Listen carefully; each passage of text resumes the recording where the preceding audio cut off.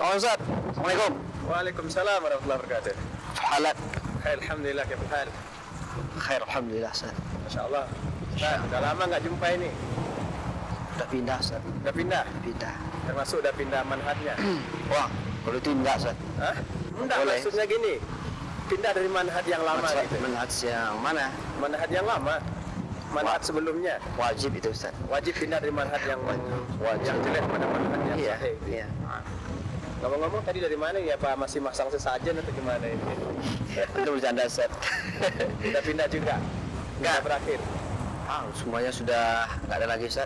Alhamdulillah ya. Ya, alhamdulillah. Ini alhamdulillah kita lihat pemandangan yang Iya. sangat indah. Masya Allah. Masya Allah. Begitu indah ciptaan Allah Subhanahu wa taala. Iya. Kayaknya sangat tidak layak ya kalau tempat seperti ini digunakan untuk maksiat. Betul, Ustaz. Termasuk untuk maksiat yang paling besar, Iya. yaitu kesyirikan. Sebab sebagian tempat seperti batu yang kelihatan itu jauh Iya. itu sebagian orang yang mendalami ilmu hitam ya, Iya. mereka naruh atau meletakkan sesajen di atasnya dan batu-batu yang lain di sekeliling lokasi.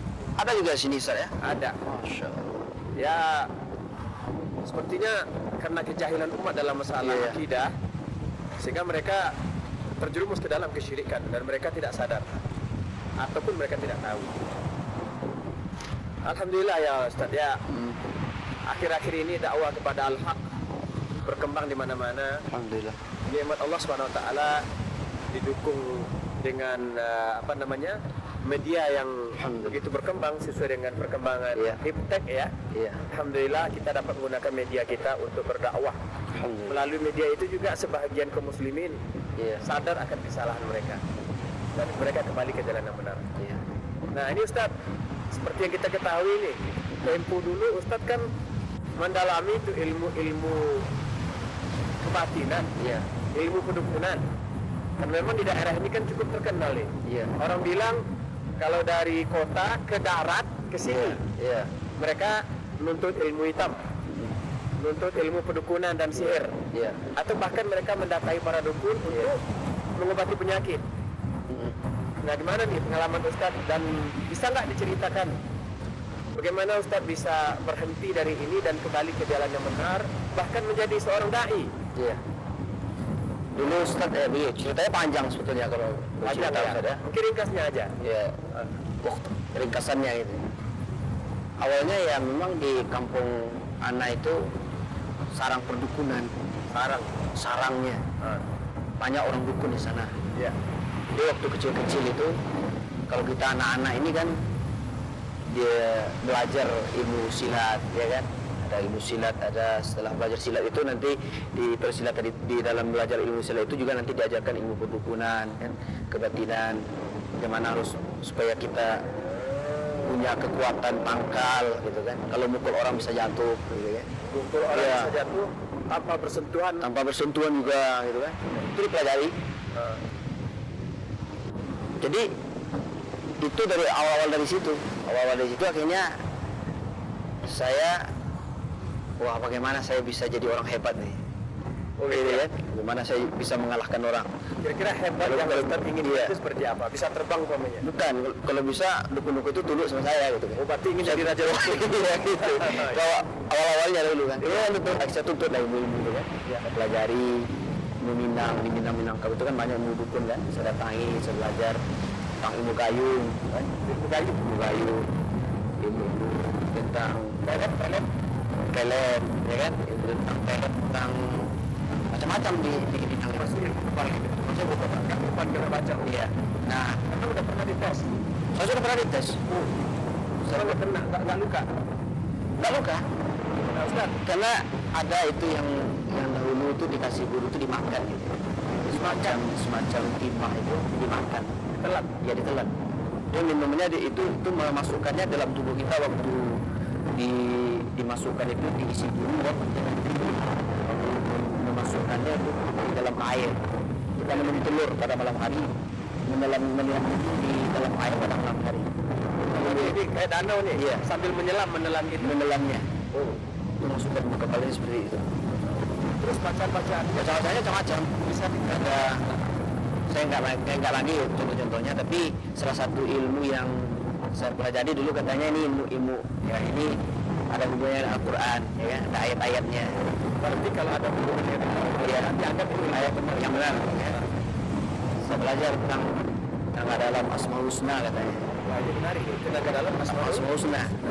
Saya coba pelajari, itu Asmaul Husna dibaca, jadi nanti dimasukkan ke dalam tubuh getaran-getarannya supaya ada, karena di dalam tubuh kita ada listrik katanya.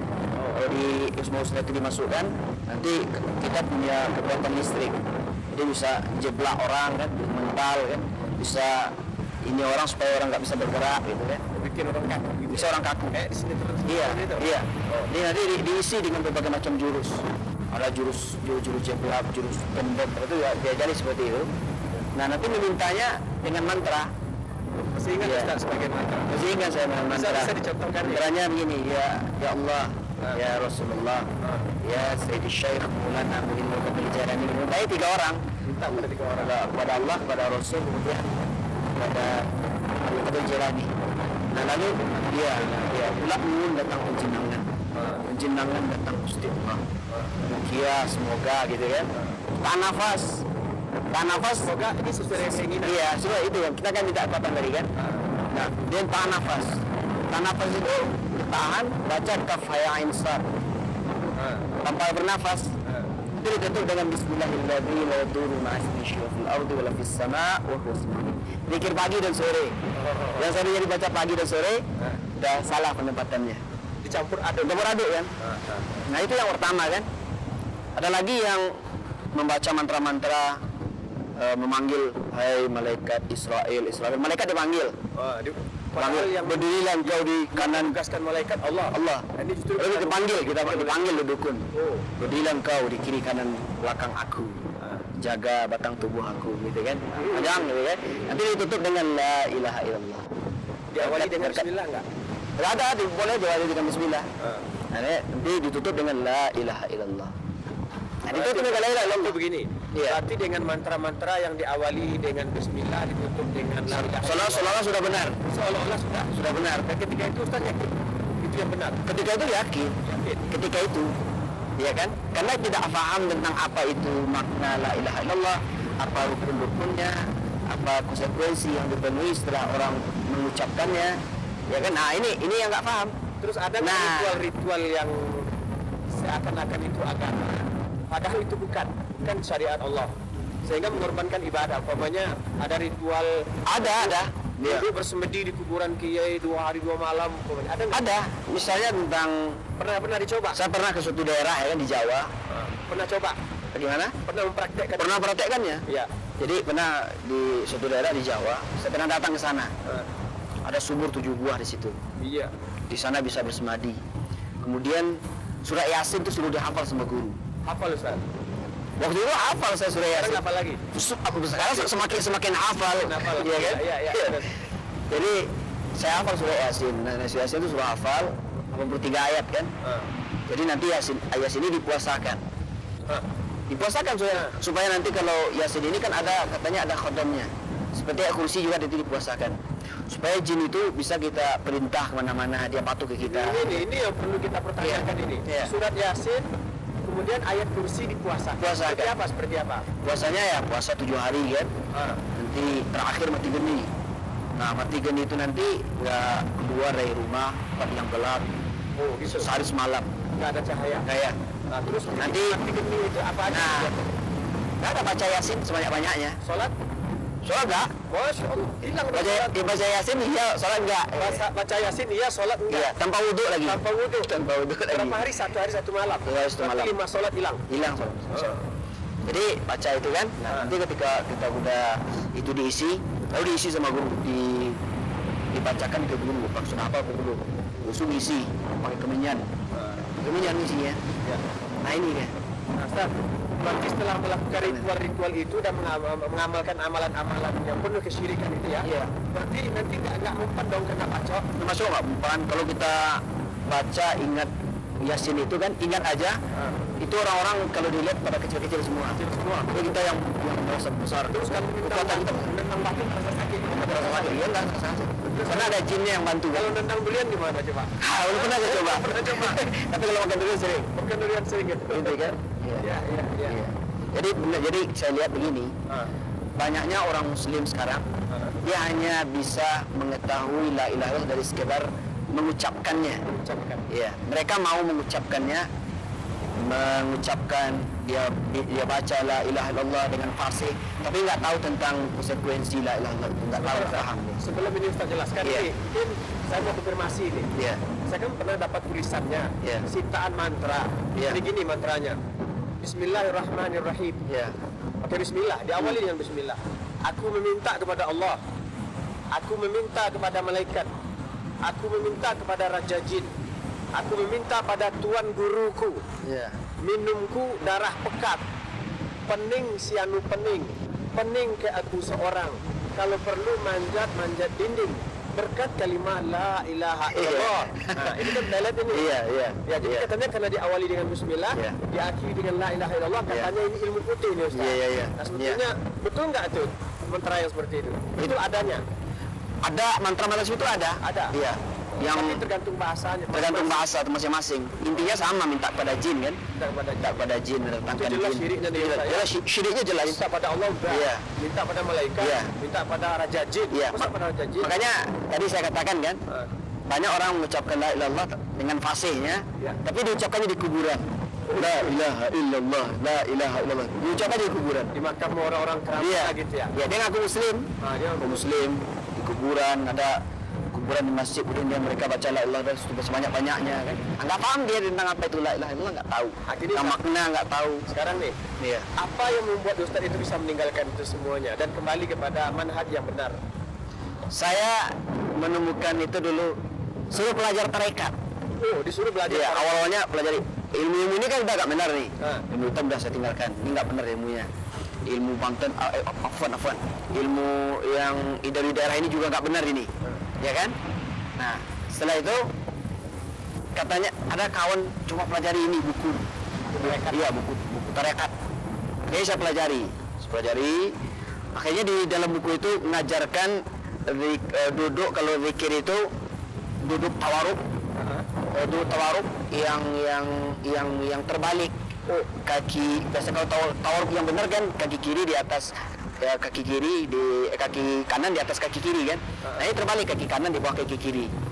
Lalu lidah diinikan ke atas supaya hati ini berzikir. Sebab hati ini punya dosa banyak Lidah katanya. Dibengkokkan. kemudian menyentuh langit-langit. Iya. Supaya hati ini bisa menyebut nama Allah sebanyak-banyaknya, ribuan kali. Begitu. Untuk tujuannya untuk apa? Supaya hati ini bersih. Hati ini sudah banyak dosanya. Itu Jadi dia tarekat bersih. apa itu? Hah? Tarekat Tarekat Naqsbandiyah. Naqsbandiyah, Iya, seperti itu. Naqsbandiyah. Seperti itu. Makanya berzikir ribuan kali. Cuma pertanyaannya gini. Cuma saya nggak, cuma dari situ saya tengok juga ada kegelisahan. Ada kegelisahan. Ada kegelisahan dalam hati, nggak ketenangan nggak didapatkan. Gitu kan. Akhirnya mencari itulah. Akhirnya disitulah saya menemukan kebenarannya, yang hak, yang benar. Ketika menemukan ayat dalam Al-Quran. Awalnya ayat yang saya temukan dalam Al-Quran dulu surat An-Nisa 115. Iya. Itu yang mengawali.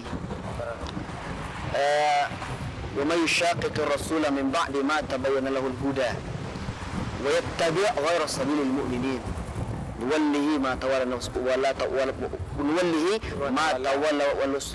وَنُصْلِهِ جَهَنَّمَ وَسَاءَتْ مَصِيرًا. Iya.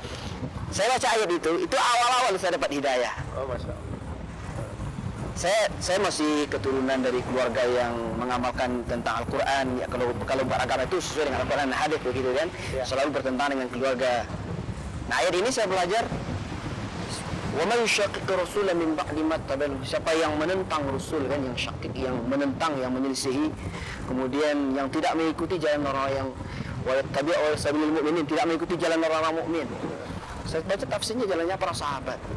Kalau keluar dari ini dari Al-Quran, Sunnah, keluar dari pemahaman sahabat, nuwallihi kata Allah, kami palingkan mereka, kami sesatkan mereka. Mana dia Iya, sesat? iya. Ayat ini yang pertama kali memberikan hidayah kepada saya. Masya Allah. Yang menuntun, kemudian akhirnya dari situlah belajar tentang tauhid, rububiyah, ketemu dengan antum juga. Oh, Masya Allah. Iya kan? antum baru pernah beli kasih kitab ke anak 3 buah kan? Kitab Tauhid Syekh Fauzan Al-Fauzan. Masya Allah. Barakallahu fiik, Syekh. Wa barakallahu fi syekh. Nah, itu awal itu. Jadi gini, Ustaz. Jadi apa bedanya Ustaz mengucapkan la ilaha illallah ketika membaca mantra tempo dulu dengan mengucapkan la ilaha illallah setelah mengetahui manhaj yang benar? Apa bedanya? Bedanya sangat jauh sekali. Sangat jauh ya. Sekarang ini kita mengucapkan la ilaha illallah, seluruh kita beribadah hanya mengharapkan pahala kepada Allah satu-satunya. Berarti sekarang Enggak ada lagi faham, sudah faham. Untuk itu kita diciptakan sebagaimana Allah menyebutkan wa ma khalaqatul jinna wal insa illa liya'budun. Tidaklah aku ciptakan jin dan manusia kecuali untuk beribadah kepadaku, untuk mentauhidkan Allah. Iya. Untuk itulah kita diciptakan, untuk la ilaha illallah. Makanya ketika saya mempelajari tentang maknanya, tentang awalnya ketika itu kan, mempelajari tentang konsekuensinya. Untuk ini kita diciptakan. An ya'budullaha wajtanibut taghut. Beribadahlah engkau hanya kepada Allah, jauhi taghut. Ini taghut ini apa? Iya. Ya kan sebagai orang anda katakan taghut itu pemerintah katanya. Ternyata taghut itu segala sesuatu yang disembah selain Allah. Iya. Untuk la ilaha illallah ini. Iya. Para nabi dan rasul diutus juga untuk itu. Dulu ketika mengamalkan ilmu itu nggak paham. Nggak tahu sama sekali. Ini ya. Berarti nggak ada rasa apa namanya. Pokoknya asal diucapkan gitu. Asal diucapkan gitu. Ini yang terjadi kepada kaum muslimin sekarang ini. Fase mereka mengucapkan la ilaha illallah, ya kan? Mau mereka mengucapkannya Sampai begini. La ilaha. Sampai seperti itu. Kemudian Allah. Iya. Berarti Iya. katanya kalau udah kejam-kejam udah masuk Allah kepadanya. Nah gitu. Iya. Ya. Beda dengan orang musyrik dahulu kan? Kenapa? Orang musyrik dahulu dia fase, dia nggak mau mengucapkannya la ilaha illallah karena mereka tahu maknanya, sehingga nggak mau. Paman Rasul Abu Talib ketika dia ucap ya ammi qul la ilaha illallah, nggak mau mengucapkan karena tahu nanti kalau saya mengucapkan saya harus tinggalkan kesyirikan. Gitu. Saya harus mengikhlaskan ibadahnya. Kalau sekarang justru dia ucapkan untuk berbuat kesyirikan. Untuk kesyirikan Dan dia nggak tahu. dia nggak tahu. Berarti Ustaznya begitu pentingnya ilmu. Nah begitu pentingnya ilmu, harus di atas ilmu. Ilmu ini ilmu yang benar. Harus di atas ilmu dan keyakinan mengucapkan la ilaha illallah. Berarti basirah. Jangan basirah. Allah perintahkan. Allah perintahkan dalam surah Muhammad ayat 19. Fa'lam, berilmulah Annahu la ilaha. annahu la ilaha. Allah perintah kita Nah, berilmu. jadi Ustaz gini, Iya. setelah Ustaz menjalani begitu lama atau menghabiskan waktu Iya. dalam kesyirikan kepada Allah, tentu juga Ustaz punya murid-murid dan membagi-bagi atau mengajarkan ilmu ini kepada yang lain. Terus apa usaha yang Ustaz lakukan untuk menembus ini semua ini? Saya tidak pernah mempunyai murid, tidak pernah, ya? pernah ngajarkan ke orang. Alhamdulillah ya. Tapi tidak pernah saya ngajarkan. Itu hanya untuk pribadi, ya untuk sebagai kekuatan diri sendiri, yang lain nggak ada. Gitu ya. Cuman sekarang ada, saya mudah-mudahan kaum muslimin memahami tentang la ilaha illallah. Jangan mengucapkannya seperti anak kecil. Ya kan? Anak kecil kan pintar kan, mengucapkan tapi nggak tahu maknanya. Nah, gini Ustaz. Iya. Ini apa saran Ustaz nih kepada para dukun nih? Mungkin kostumnya kostum Islami, pakai peci putih, pakai jubah, ya. Pakai sorban juga. Pakai sorban mungkin udah 2-3 kali naik. Jenggot haji. juga kayak Jenggot kita. mungkin juga 2-3 kali naik haji. Iya. Tapi di sini ngobatin orang cukup disentuh Bismillah sembuh, Bismillah sembuh. Ya, Iya. artinya nggak ada kaitan antara obat dengan penyakit gitu. Iya. Apa saran Ustaz untuk orang seperti ini sehingga masyarakat suka tertipu ini, seakan-akan wah karena ini ilmu ada Bismillah dan la ilaha illallah ini yang benar, apalagi jika didapati dari seorang Pak Haji gitu. Iya. Jadi apa saran antum? Ya, pertama kepada orang-orang yang sudah terlibat kepada kesyirikan sebaiknya bertaubat kepada Allah. Segera bertaubat. Sebab seorang tidak akan diampuni dosanya oleh Allah kalau dia membawa dosa syirik besar. Itu tidak akan diampuni oleh Allah kalau dia tidak bertaubat sebelum matinya. Dan amalnya terhapus walaupun dia pakai peci haji, pakai jubah segala macam salat, tapi buat syirik besar Allah sudah menyebutkan walau asyraku lahabita anhum ma kanu ya'malun. Kalau sekiranya mereka menyekutukan Allah, niscaya terhapuslah amal yang telah mereka Itu lakukan. percuma dong. Cuma. Naik haji 10 kali, Cuma. 20 kali. Amal terhapus di sisi Allah. Mereka harus paham tentang ini. Berarti mereka harus Harus ke jalan kembali ke jalan yang benar. Jadi kita mendoakan orang dukun itu supaya bertaubat kepada Berarti Allah. Ustaz kita harus Begitu juga orang jangan lihat sorbannya, jangan lihat akidahnya itu. lihat akidahnya, Lihat ilmunya. lihat ilmunya yang sampaikan, lihat manhajnya begitu. Iya. Yang sekarang. Ya. Baik Ustaz, berarti kita harus sama-sama mendakwahkan al-haq, mengawali dakwah kita dengan dakwah tauhid, memberi pemahaman kepada segenap lapisan masyarakat ya. Kemudian Allah Subhanahu wa taala memberkahi usaha kita ini. Dengan demikian kita hendaknya mati dalam mengucapkan kalimat la ilaha illallah. Jazakumullah khairan ya. Wa iyyakum syekh. Ya, assalamualaikum. Waalaikumsalam warahmatullahi wabarakatuh.